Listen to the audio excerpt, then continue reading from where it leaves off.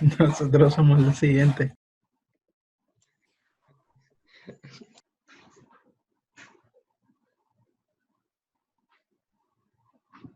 Buenos días, muchachos. Vamos a iniciar ya, ¿verdad? Son las 7:15. Ya esperamos un buen momento para que el resto se integrara. Sin embargo, pues no se han integrado todavía. Pues ahí en el desarrollo de la clase, pues se van a ir integrando. Me gustaría que activaran su cámara, por favor, para hacer el primer print screen de la sesión. Por favor, para los que no tienen activada su cámara, Marcelo, Samir y Minor, por favor, que activen su cámara.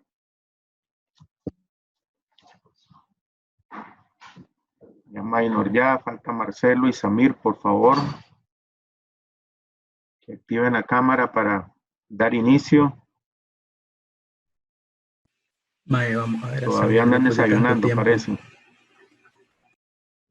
Minor allá está en la oscuridad, ¿verdad? Pero seguro que todavía está en la cama, es lo más seguro. Muy oscuro. A ver, por favor, muchachos, activen la cámara, los que faltan para tomar el sprint screen y empezar la clase ya, por favor, para que comencemos. Bueno.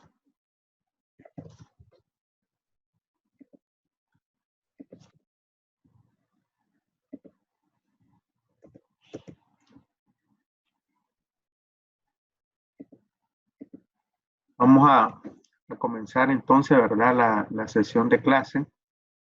Entonces, la sesión de clase del día de hoy, vamos a iniciar lo que es la cuarta unidad de clase.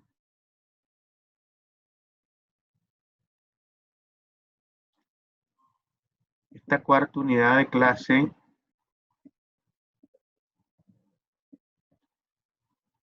abarca lo que se llama las consideraciones de impuestos y financiamiento en estudios económicos.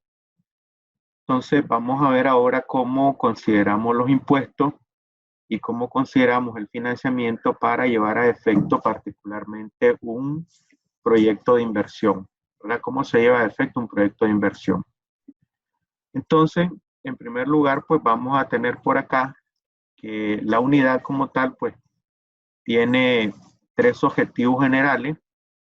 Dentro de los 3 objetivos generales, en este caso tenemos el primero, identificar los diferentes elementos de beneficios y costos que conforman el flujo neto de efectivo, tanto sin financiamiento como con financiamiento en una alternativa de inversión o para su posterior, en este caso, evaluación. Lo que vamos a construir, decíamos, ahora vamos a ver cómo construir realmente el flujo neto de efectivo. Ese flujo neto de efectivo está compuesto, recuerden, por entradas y salidas de dinero. Esas entradas y salidas es lo que nosotros vamos a reflejar en el flujo neto para ver cómo está estructurado, cómo se compone, cuáles son las líneas que integran directamente ese flujo neto de efectivo.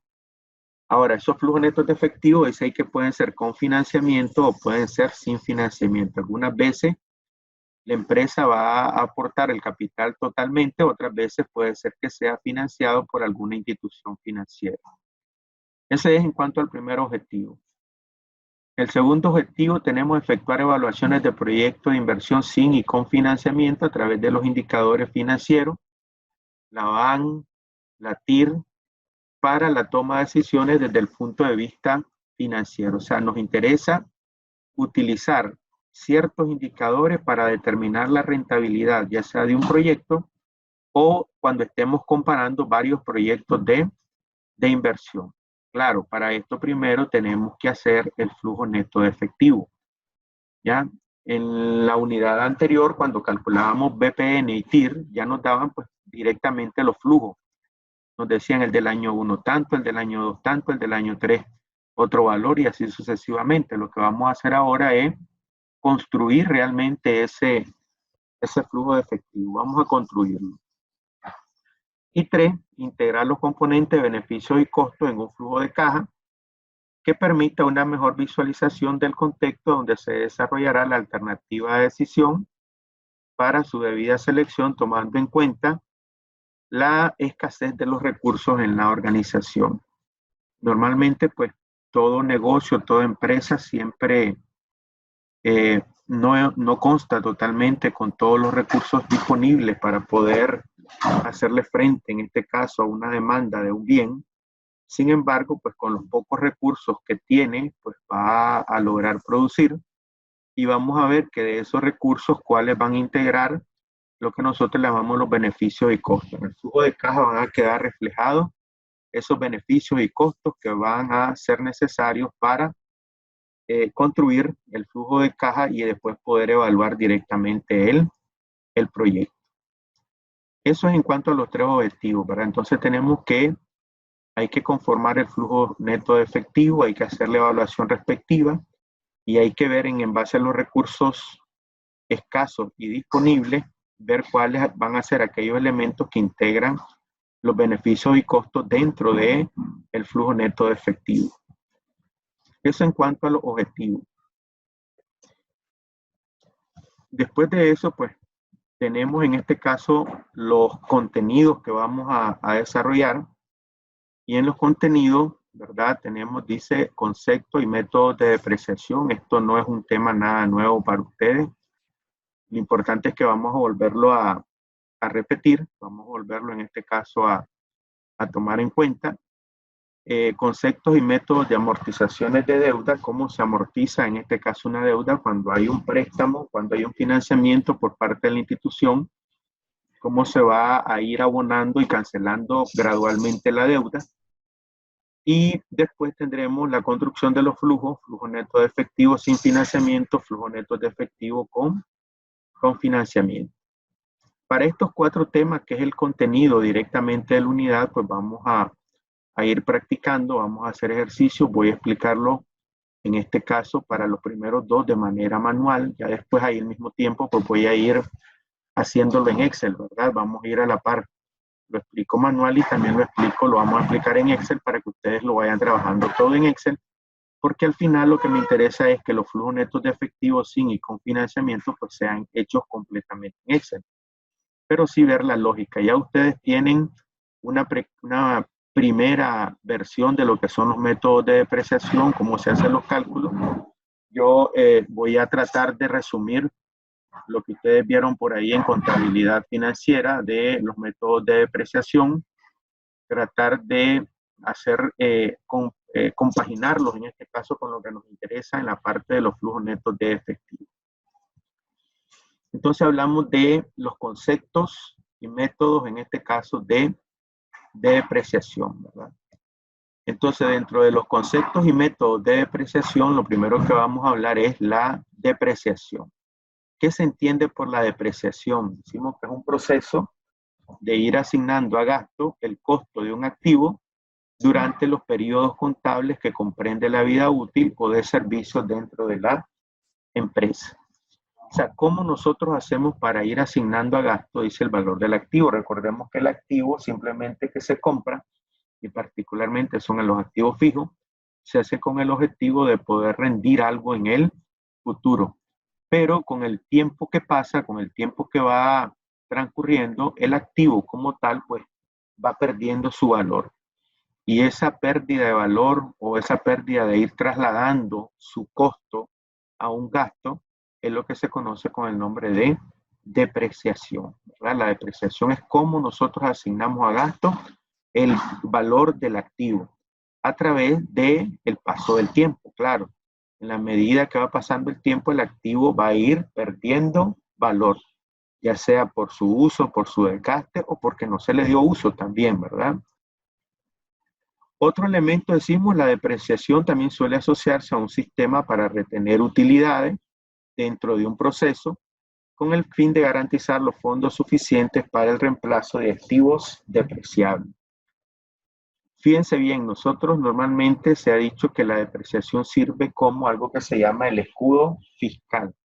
Yo supongo que en contabilidad les hablaron de lo que era el escudo fiscal, que es el elemento fundamental para retener un poco las utilidades, es permitido por la ley para que las empresas o las instituciones puedan recuperar a lo largo de cierto periodo el valor de los activos fijos que en este caso han utilizado durante cierto periodo.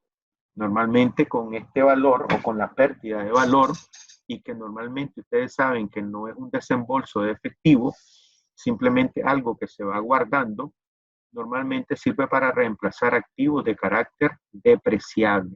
Algunos activos que se van a ir reemplazando y los vamos a ir depreciando con el largo del tiempo, pues necesitamos otra vez volverlo a sustituir como tal. Otro elemento por acá, ¿verdad? Es el efecto fiscal, dice que produce la depreciación, se le conoce con el nombre de escudo fiscal de la depreciación.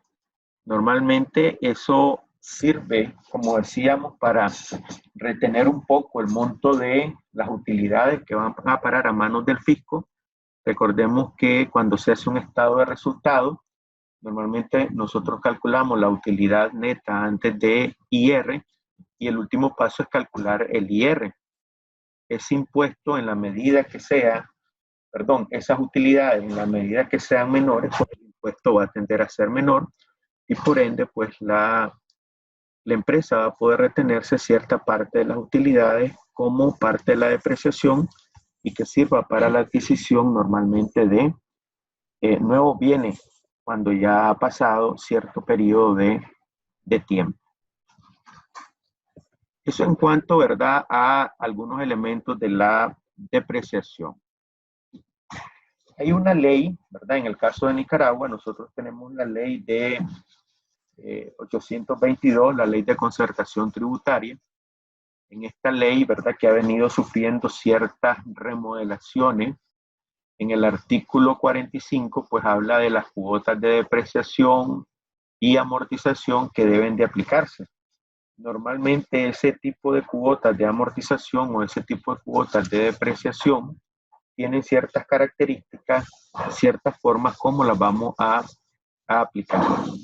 Entonces, en primer lugar, decimos por acá, en la adquisición de activos se seguirá el método de línea recta, aplicando el número de años de vida útil de dichos activos. Óigase bien, para cualquier activo normalmente vamos a utilizar el método de la línea recta. Eso es lo que vamos a utilizar, método de línea recta para depreciar totalmente los activos en el número de años de vida útil de dichos activos. El número de años de vida útil, por ahí lo vamos a ver, que también aparece establecido en esta ley, ¿verdad? En la ley de concertación tributaria, pues ahí aparece, en este caso, los años de vida útil de los diferentes activos con los que se puede trabajar dentro de una empresa. Otro segundo elemento es cuando se realicen mejores y adiciones a los activos, el contribuyente deducirá la nueva cuota de depreciación en un plazo correspondiente a la extensión de la vida útil del activo. O sea, muchos activos, como por ejemplo las instalaciones físicas, pueden sufrir mejoras y estas mejoras que se le hacen a las instalaciones físicas normalmente sirven para calcular una nueva depreciación. Esta nueva depreciación, en este caso, se puede ir haciendo a lo largo de la vida que nosotros nos hemos propuesto para la nueva remodelación dentro de la institución. Entonces, en la medida que la empresa vaya remodelando, vaya cambiando, haciendo ampliaciones, etcétera, la empresa pues tendrá que ir calculando nuevos montos de depreciación hasta que venza la vida útil de este nuevo activo, ¿verdad? Recuerden que este activo pues va a tener una vida útil. Y en el inciso 3 dice, para los bienes de los exportadores acogidos en la ley número 382, ley de admisión temporal para el perfeccionamiento activo y facilitación de las exportaciones, dice que se permitirá aplicar cuotas de depreciación acelerada a los activos. Eso es para todos aquellos que están regidos por la ley de admisión temporal para el perfeccionamiento y facilitación de las exportaciones, ¿verdad? Normalmente aquellos activos que se deprecian más rápidamente, entonces podemos utilizar en este caso la depreciación acelerada. Sin embargo, cabe mencionar que la depreciación acelerada tiene que ser en este caso autorizada por la Dirección General de Inversión Pública del país. Perdón, la Dirección General de Ingresos, ¿verdad? La Dirección General de Ingresos del país. por ellos tienen que en este caso ser aprobadas. Entonces, ¿qué necesitamos para medir la depreciación, verdad? Entonces, para medir la depreciación de un activo se necesita conocer, en primer lugar, la inversión o el valor del activo o el costo del activo, ¿verdad? Decimos que el costo de un activo incluye el precio neto pagado por él, más todos los gastos, ¿verdad?, pagados para tener el activo en un lugar y condiciones que permitan su funcionamiento. ¿Qué implica esto? Suponiendo que un activo se trae del extranjero, normalmente uno en el extranjero paga algo que se llama el precio CIF, ¿verdad? Costo, Insurance y Fletes. Y float, que es en este caso la parte de los fletes. Este costo indirecto o este CIF, precio CIF, es el que el inversionista paga en el extranjero para que le pongan su maquinaria, en este caso en nuestro puerto de embarque, que bien puede ser un puerto, un aeropuerto, ¿verdad? Cualquier lugar, en un punto de las fronteras nacionales. Entonces, él paga lo que se llama el precio CIF.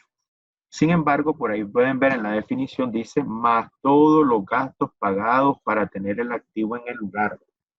Entonces, también hay otro tipo de gasto. El que trae el activo, lo pone en el puerto, hay que desaduanar ese activo, se paga un impuesto, ese impuesto viene a formar parte del costo del activo, hay que trasladar el activo desde el lugar donde lo pusieron, desde el puerto hasta la empresa donde va a operar el activo, y por ende, pues, también ahí hay costos de transporte, ¿verdad? O incluso si el bien se mantiene almacenado durante cierto periodo, pues van a haber costos de almacenamiento, costos por pago de una bodega, alquiler de bodega. Y todo eso normalmente constituye que el costo del activo.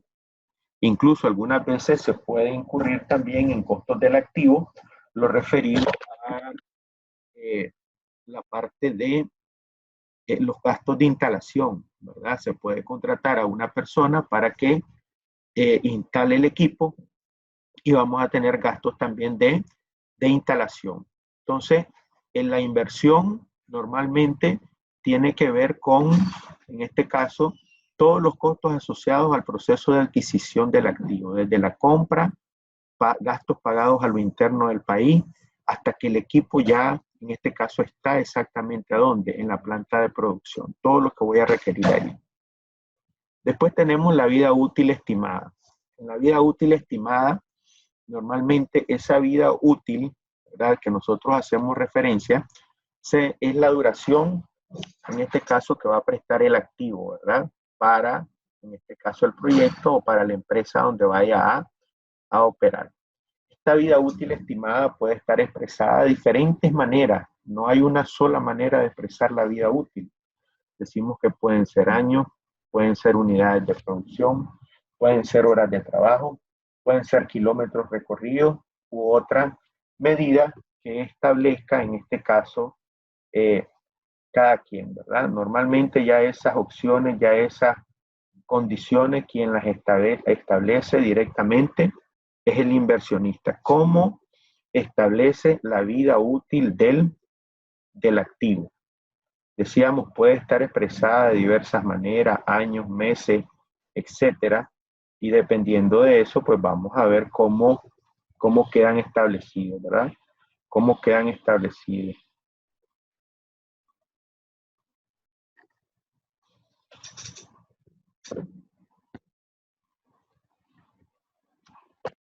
Entonces, vamos a ver, aquí por ejemplo tenemos la ley de concertación tributaria. En la ley de concertación tributaria aparecen los edificios, ¿verdad? Edificios, equipos de transporte, maquinaria y otros bienes inmuebles. Y ustedes pueden ver por acá, aparece la vida útil, ¿verdad? La vida útil estimada para cada activo. Aparecen las actividades, el edificio de tipo industrial, comercial, residencial, de alquiler, instalaciones fijas de explotación, y normalmente por acá aparece la vida útil. Con esta vida útil es la que aparece normalmente en la ley, entonces con ello es lo que vamos a trabajar. Equipo de transporte, colectivo de carga, vehículo de la empresa y otro, ¿verdad? 5, 3 y 8 años. Maquinaria, ¿verdad? Industrial fija, bien inmóvil, no adherido, otro maquinaria y equipo. 10 años, 7 años, 5 años. Equipo de empresas agroindustriales, 5 años. Agrícolas, 5 años. Inmobiliarios, mobiliario, equipo de oficina, 5 años. Equipo de comunicación, 5 años. Equipos de computación, CPU, monitores, teclados, impresas, 2 años. Equipos para medios de comunicación, cámaras de video, 2 años. Ascensores, ¿verdad? Elevadores y unidades de aire acondicionado, 10 años. Y los demás no comprendidos en los literales anteriores, 5 años. Entonces ahí tenemos las vidas útiles de los diferentes activos que se pueden en este caso presentar, ¿verdad? ¿Cómo está la vida útil de los diversos activos? ¿De acuerdo a quién? De acuerdo a la ley, en este caso, que aparece en este caso, la ley de concertación tributaria. Artículo 34, en el reglamento de la ley de concertación tributaria aparece, digamos, las vidas útiles. Entonces, cuando se habla de proyectos, normalmente se trabaja con ese tipo de activo, ¿ya? Con ese tipo de activo, ¿ya? Entonces, normalmente, pues con eso es lo que hay que trabajar para cuando uno evalúa o formula normalmente un proyecto. Después tenemos, siempre para medir la depreciación, tenemos el valor residual. Recordemos, ya habíamos hablado de la inversión, la vida útil y el valor residual. El valor residual estimado, también conocido como valor de desecho, valor de mercado, valor de recuperación o valor de salvamento, es el valor efectivo estimado del activo al finalizar la vida útil. Recordemos que esto tiene varios nombres. Es lo que nosotros esperamos que el activo rinda al finalizar la vida útil, ¿ya? Entonces, al finalizar la vida útil, nosotros tenemos en este caso un valor. Y ese valor es lo que se llama el valor residual estimado, ¿verdad? Valor residual estimado. ¿Cómo en este caso va a quedar el valor del activo?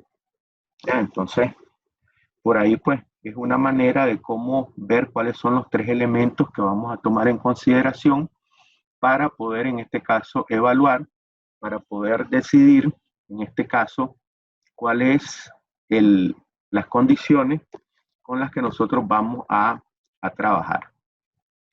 Recordemos que ahora para esto pues hay diferentes métodos para poder hacer el cálculo de la depreciación. Por ahí decíamos el método de la línea recta, está el método de la suma de los dígitos de los años, está el método de doble declinación de saldo o doble declinación, método de doble declinación creciente, está también en este caso el método de los kilómetros recorridos, el método de las unidades de producción. O sea, hay diferentes métodos para calcular en este caso la depreciación, ¿verdad? Entonces, para hacer esos cálculos de depreciación hay diversas maneras en este caso de hacerlo. Por ejemplo, acá, en esta primera condición, tenemos el método de la línea recta. Recordemos que el método de la línea recta, decimos que este método es una parte proporcional del costo del activo, se asigna por igual durante la vida útil prefijada para dicho activo. Es decir, dice el resultado de dividir el valor depreciable del activo entre el número de periodos de vida útil que se le estime. Lo que hace el método de la línea recta es establecer de manera proporcional el valor del activo a lo largo de la vida, en este caso. O sea, lo distribuye de una manera proporcional, de una manera continua, una manera en este caso fija, ¿verdad? Prefijada, dice, por dicho activo. Es decir, el resultado de dividir el valor predecible del activo entre el número de periodos de vida útil que se le estime. Aquí hay algo muy importante. Dice el resultado de dividir el valor depreciable del activo. ¿Qué es el valor depreciable del activo? El valor depreciable del activo no es nada más que el costo del activo menos su valor de rescate. Eso es en este caso el valor depreciable del activo. ¿Ya? El costo del activo menos su valor de rescate. ¿Ya? Entonces eso es el valor. Entonces el cargo por depreciación, recordemos, para este caso la depreciación anual dice que va a ser el costo anual menos el valor residual estimado dividido entre la vida útil estimada. ¿Ya? Costo anual, lo que vale el activo, valor residual estimado y la vida útil estimada, ¿verdad? Que la vida que tenga en este caso el activo. Y la depreciación va a ser la misma todos los años, ¿ya? La depreciación va a ser la misma todos los años. Entonces miremos por acá, ¿verdad? Esa es una manera de cómo, la manera de cómo calcular la depreciación de la línea recta. Por ejemplo, acá dice, tenemos en cuenta la depreciación y el valor en libros de una maquinaria cuya inversión es de 220,000 y su valor residual es depreciable y cuya vida útil es de 5 años. Utiliza el método de la línea recta. Recordemos que lo primero acá es calcular la depreciación, que va a ser la misma, va a permanecer constante a lo largo de la vida útil del activo. Entonces, ¿qué datos tenemos? El costo total, 220,000, el valor residual, que en este caso va a ser 0, porque dice acá, valor residual del activo es despreciable, o sea, es insignificante, por eso se asume el valor de 0. Y la vida útil es de 5 años. Entonces, partiendo de ahí, la depreciación anual va a ser el costo o la inversión total menos el valor residual dividido entre 5. Y por ende, la depreciación anual pues va a ser ¿de cuánto? De 44,000. Cada año vamos a depreciar un valor de 44,000. Entonces, con eso podemos ya construir una tabla de depreciación para cada año durante la vida útil, que son los 5 años que tiene de vida útil. Entonces, por ejemplo, acá podemos observar el valor en libro era 220,000, la depreciación anual era 44,000 cada año. La depreciación acumulada sale de ir sumando la depreciación del año 1 con el 2, del 2 con el 3, del 2 con el 4, del 3 con el 4 y del 4 con el 5. Y el valor en libro, recuerde que el valor en libro puede ser el valor en libros menos la depreciación de cada año, 220 menos 44, nos queda 176, 176 menos 44, 132 y así sucesivamente hasta llegar a 0, ¿verdad? Hasta llegar exactamente a 0. Bueno, ya se va a cortar la comunicación. Vamos a cortar por acá y en este caso, pues vamos a volver a conectarnos otra vez, ¿verdad? Vamos a volver a conectarnos.